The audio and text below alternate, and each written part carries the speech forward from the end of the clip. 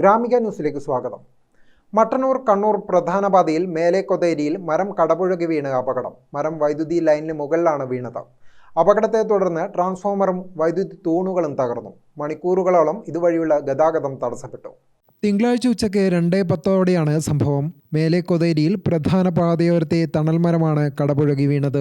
റോഡിന് കുറുകെ ഇലക്ട്രിക് ലൈനിന് മുകളിലേക്കാണ് മരം കടപുഴകി വീണത്. വീഴ്ചയിൽ ട്രാൻസ്ഫോമറും ഇലക്ട്രിക് പോസ്റ്റുകളും നിലംപതിച്ചു.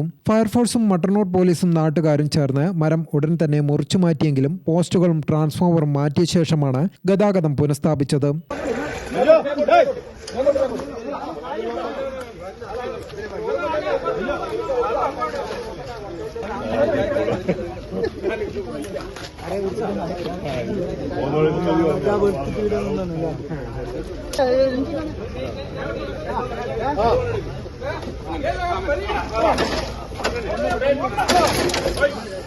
സംഭവത്തെ തുടർന്ന് മണിക്കൂറുകളോളമാണ് ഇതുവഴിയുള്ള വാഹന ഗതാഗതം തടസ്സപ്പെട്ടത്.